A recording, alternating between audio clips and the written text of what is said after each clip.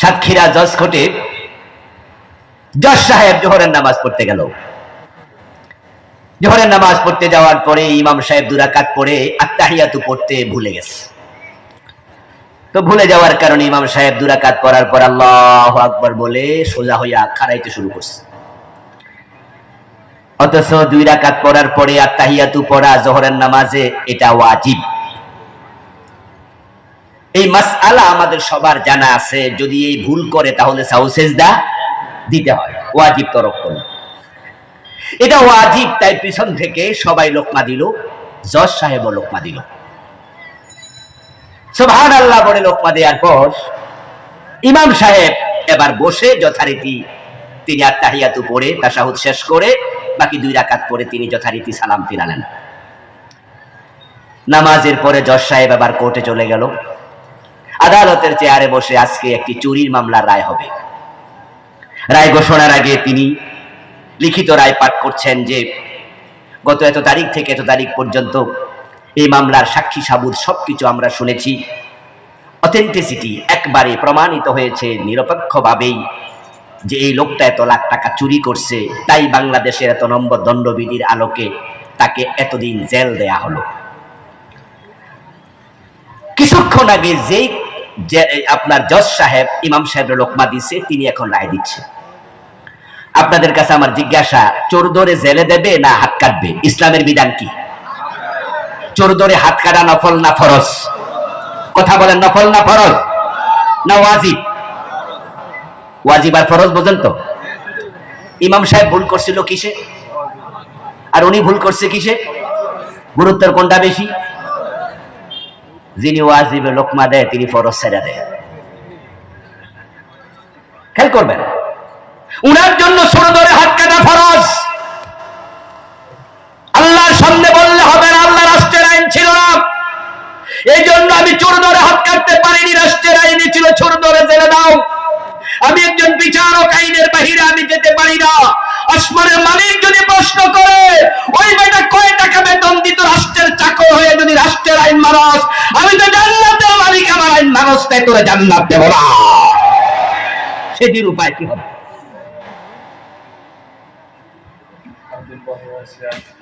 সেদিন উপায় কি হবে?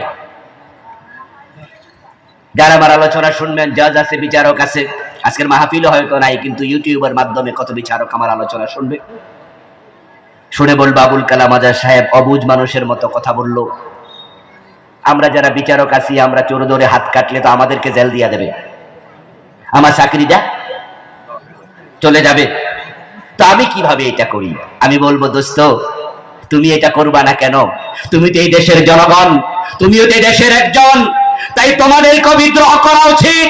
যত বিচারক আছে তাদেরকেও হাত তুলে বলা উচিত, মাথা তুলে দাঁড়িয়ে বলা উচিত, আল্লাহ আইন ছাড়া বাংলার আদালতে বিচার করা হবে না। কয়দিন বলেছো? এই যে আল্লাহর আইনে বিচার করতে পারো নাই, চোখের পানি ছেড়ে দিয়ে তাহাজ্জুদের বিছানায় কয়দিন আল্লাহকে সরি বলেছো যে আল্লাহ তোমার আইনে বিচার করতে পারি না, আমি সরি, আমার মাফ করো? কয়দিন মাফ চাইছো? অথচ জজ সাহেব মসজিদে যাইয়া হুজুরের ওয়াজিবে লোকমা দেয়, আর আদালতে বসে ওরা ফরজের খবর নাই। ছেড়ে দিলাম জজকে। এবার আসি আপনাদের কাছে। এই যে হুজুর তাশাহুদ পড়ে নাই, ভুলে উঠতেছিল জোহরের নামাজে, পিছন দিয়া যারা লোকমা দিল তারাও তো কিছুক্ষণ পরে জজের আদালতে যাবে। জজ সাহেব যেখানে বললেন চোর ধরে জেলে দিলাম, ওই আদালতের মাঝে উপস্থিত হাকিম নিজে মুসলিম, যে বেটা বাদী সেও মুসলিম, যে বিবাদী সেও মুসলিম, যে উকিল ব্যারিস্টার সেও মুসলিম, যে আদালতে সাক্ষী দিল সেও মুসলিম, যারা সংবাদপত্রে এই বিচারের রায় লেখার জন্য বসে আছে সাংবাদিক তারাও মুসলিম, যারা চোরটাকে ধরে 2 হাতে হ্যান্ডকাপ পরাইয়া নিয়ে যাবে জেলখানায় পুলিশেরাও মুসলিম। মুসলমান ইমাম সাহেব ভুল করলে তোমরা লোকমা দিলা, আদালতের ইমাম জজ যখন কোরআনের আইনে রায় দেয় না, ওই বেটার ভুলে জজ কোর্টেও লোকমা দেয়া দরকার আছে না? না, ইমাম সাহেবের লোকমা দিলেন, জজ সাহেবের লোকমা আমরা কয়জনে দিছি? ওই জজকেও তো বলা দরকার, আল্লাহ করো মিয়া। কেন দিলেন না? কারণ হচ্ছে ইমামরে লোকমা দিলে কোনো বিপদ নাই, ঝুঁকি নাই, মামলা নাই, জেল নাই। কিন্তু আদালতে জজের রায়ের বিরুদ্ধে কথা বললে আদালত অবমাননার মামলা হওয়ার সম্ভাবনা আছে। তাই সুন্নাহ মানব ততক্ষণ, বিপদ নাই যতক্ষণ। বিপদ আছে যেখানে সুন্নাহ মানি না সেখানে। মসজিদে রাসূলের সুন্নাহ মানবা, রাজনীতিতে মানবা না। কোরবানের গরু সবাই সুন্নাহ মানবা, অর্থনীতিতে মানবা না। সুবিধাবাদ জিন্দাবাদে মুমিন হওয়া যায় না। নবীজির সুন্নাহ না মানলে জান্নাত নাই, সুন্নাত না মেনে উম্মত হওয়া যায় না। এখন রাসূলের সুন্নাহ মানতে হবে জীবনের বটম থেকে টপ সব জায়গায়, রান্নাঘর থেকে সংসদ ভবন, ব্যক্তি জীবন থেকে আন্তর্জাতিক বলয়। মুসলিম থাকবে যেখানে, ইসলাম থাকবে সেখানে। আল্লাহ নবী সাল্লাল্লাহু আলাইহি সাল্লামকে আল্লাহ পৃথিবীতে কেন পাঠিয়েছেন? রাসূলকে অনুসরণ করতে গেলে জানতে হবে। এবার আসেন, রাসূলকে আল্লাহ তাআলা কেন পাঠিয়েছেন? কুরআন মাজিদের 3টি সূরাতে তিনি বলেছেন। সূরাতুস সাফ আয়াত নাম্বার 9 যেটা আমি তেলাওয়াত করেছি, সূরাতুল ফাত আয়াত নাম্বার 28, সূরাতুত তাওবাহ আয়াত নাম্বার 33। 3টি সূরাতে আল্লাহ তাআলা একই কথা 3 বার বলেছেন। সেটা হচ্ছে লিউযহিরাহু আলা দ্বীনি কুল্লিহি। আল্লাহ বলেন আমি আমার রাসূলকে দুনিয়ায় পাঠিয়েছি দুনিয়াতে আমার দ্বীনের বিজয় করার জন্য। লিউযহিরাহু আলা দ্বীনি কুল্লিহি। যত আদিয়ানে বাতিল আছে, মানুষের রচিত মত আছে, পথ আছে, চিন্তা আছে, চেতনা আছে, মানুষের লিখা সংবিধান আছে, আইন আছে, আমি নবীকে পাঠিয়েছি সবগুলোর উপরে আল্লাহ ইসলামকে বিজয় করে নেবে। রাসূলুল্লাহ জীবনের লক্ষ্য ইসলামের বিজয়। আমার বন্ধু, এখন প্রশ্ন, আপনার জীবনের লক্ষ্য কি? নবীজির জীবনের লক্ষ্য যদি ইসলামের বিজয় হয়, উম্মত হিসাবে নবীজির জীবনের লক্ষ্যের সাথে আমাদেরও জীবনের লক্ষ্য মিলানো দরকার আছে না নাই? এখন বাংলাদেশে দিন বিজয়কে জীবনের লক্ষ্য কয়জন মুসলমান বানাইছে? রাসূল হচ্ছেন ট্রেন গাড়ির ইঞ্জিনের মতো, আর আমরা যারা উম্মত আমরা হচ্ছে ওই ট্রেনের ডাব্বা বগির মতো। ইঞ্জিন সামনে থাকে, তার বগি পিছনে থাকে। যদি ইঞ্জিনের সাথে বগিকে ভালো করে অ্যাটাচ করে দেয়া যায়, তাহলে ইঞ্জিন যায় যেখানে, বগিকে টেনে টেনে নিয়ে যায় সেখানে। যারা দিন বিজয়কে জীবনের লক্ষ্য বানিয়ে রাসূলকে অনুসরণ শুরু করে দিয়েছেন, আপনি সৌভাগ্যবান। রাসূল আপনাকে টেনে টেনে আল্লাহর জান্নাতে নিয়ে যাবে ইনশাআল্লাহ।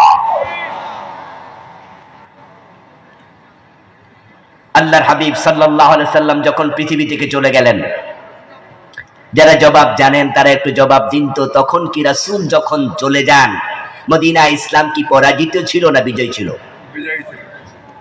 আল্লাহর হাবিব মদিনা ইসলামকে বিজয়ী রেখে তারপরে ইন্তেকাল করেছেন।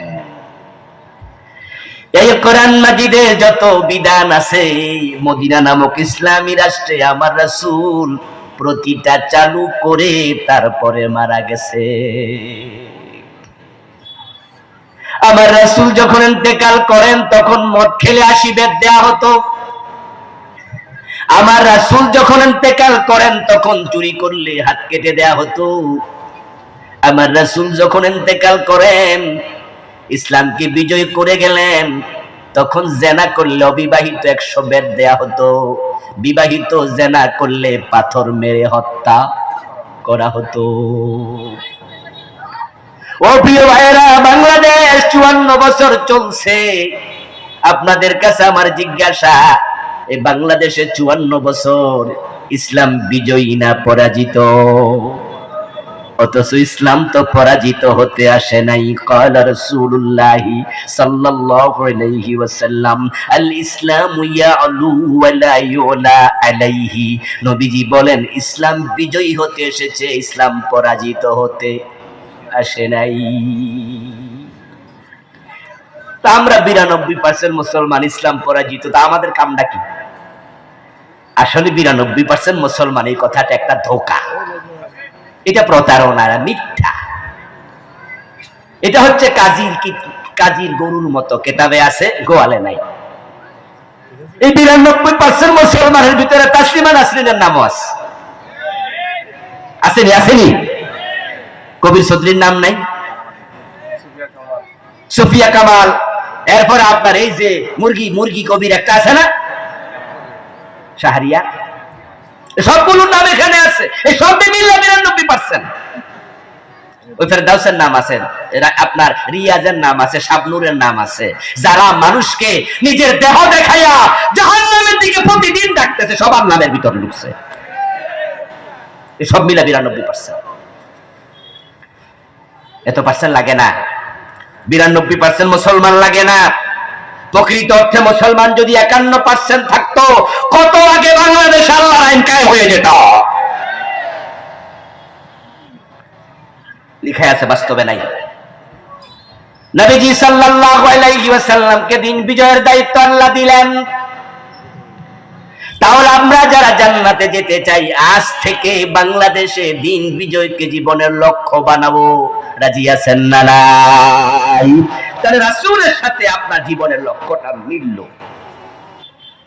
আমার রাসূল মক্কায় ছিলেন 13 বছর, কিন্তু দিনের বিজয় সেখানে করতে পারেন নাই।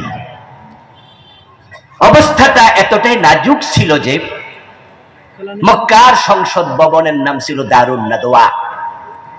নবীজি সাল্লাল্লাহু আলাইহি ওয়াসাল্লাম সে দারুন নাদওয়াতে যে কোরআনের বিজয় করবেন, যে ইসলামের বিজয় করবেন, ওই কোরআন নিয়ে ওই সংসদে প্রবেশের কোনো সুযোগই পান নাই। বরং মক্কার সংসদের যিনি লিডার ছিলেন, প্রধানমন্ত্রী, প্রেসিডেন্ট, সে আবু জেহেল, আবু লাহাব, তারা মক্কার সংসদে বসে সিদ্ধান্ত নিয়েছিল, ওয়াকাল আল্লাযীনা কাফারু লা তাসমাউ লিহাযাল কুরআন ওয়ালগাউ ফীহি লাআল্লাকুম তাগলিবুন। কোরআন মাজিদে আল্লাহ বলে, মক্কার কাফেররা সিদ্ধান্ত নিয়েছিল, মুহাম্মদ যেখানে কোরআন পড়বে সেখানে কোরআন শুনতে যাওয়া যাবে না। লা তাসমাউ লিহাযাল কুরআন, এই কোরআন শুনতে যেও না। ওয়ালগাউ ফীহি, তারা দ্বিতীয় সিদ্ধান্ত নিল, যেখানে কোরআন পড়বে, কোরআন বুঝাবে, ওই কোরআনের আলোচনার মজলিসে গন্ডগোল লাগাইয়া দিতে হবে। এই ছিল মক্কার সংসদের সিদ্ধান্ত। আবু জেহেলরা নিয়েছিল, কোরআন শোনা যাবে না, কোরআনের আলোচনার জায়গায় গন্ডগোল লাগাও। গত 15 বছরের সাথে আবু জেহেলদের নীতি মিলে যায়। কোরআনের হাজার হাজার মাহফিলে তারা 144 জারি করেছে।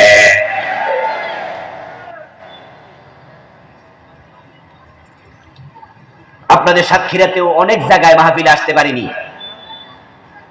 চাঁপাই নবাবগঞ্জে মাহফিল নিল একবার, দূরের প্রোগ্রামে আমি এমনিতে কম যাই, আমি ঢাকার চারপাশে মাহফিল বেশি করি, কারণ আমি একটা কামিল মাদ্রাসার মুহাদ্দিস, ক্লাস করতে হয়, তাই আমি দূরের প্রোগ্রামে যেতে অনাগ্রহ দেখাই।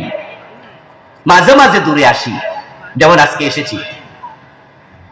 চাঁপাই নবাবগঞ্জের মাহফিল কমিটি ফোন দিল, মোবাইলে কল দিয়ে বলতেছে, হুজুর আপনার আইডি কার্ডটা একটু পাঠান। আমি বললাম, কিরে ভাই, পাসপোর্ট করবো নাকি? পাসপোর্ট করার সময় আইডি কার্ড এই সে কত কিছু চায়, আমার তো পাসপোর্ট আছে, নতুন করে আবার করবো। বললো, না হুজুর, আমরা গেছিলাম অনুমতির জন্য ডিসি সাহেবের কাছে, অনুমতি ছাড়া তো মাহফিল দেবে না। অনুমতির জন্য যাওয়ার পরে উনি বলছে, কোন বক্তা, ওই বক্তার আইডি কার্ড আনো। আমি বললাম, তোমাদের এলাকায় আইডি কার্ড জমা দিয়ে মাহফিল করতে হবে, এমন মাহফিল আমার ঠেকা পড়ে নাই, ডিসির মুখের মাঝে মাইরা দিবা ওই কাগজ, বলবো আমনের মাহফিল আমনের কাছে থাক, এই অনুমতি আমনে লইয়া ঘুমান। গত 15টা বছরে কত জায়গায় মাহফিল বন্ধ করেছে। আবু জেহেলদের সিদ্ধান্তের সাথে জালেমদের সিদ্ধান্ত মিলেছে। আল্লাহ বদরের দিন আবু জেহেলকে লাঞ্ছিত করে যেমন দুনিয়া থেকে বিদায় করেছেন, আগস্টের 5 তারিখে এই জালেমদের কোনো লাঞ্ছিত করে দেশ থেকে বিদায় করে দিয়েছে।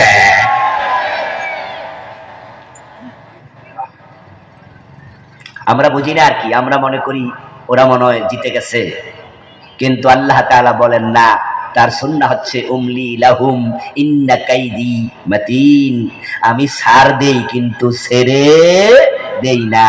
আমি সুযোগ দিয়েছি, কিন্তু যখন ধরবো তখন ফলানোর রাস্তাও মিলবে না। আল্লামা সাইদি রাহিমাহুল্লাহ চমৎকার ভাবে বলেছিলেন, সময় আসবে ইঁদুরের গর্ত পর্যন্ত লুকানোর জন্য পাবে না। সেটাই হয়েছে। ইন্ডিয়া যদি ম্যাডামরে জায়গা না দিত, তাহলে পৃথিবীর কোন দেশ কিন্তু আর জায়গা দেয়নি। তারা বলেছে নো এন্ট্রি।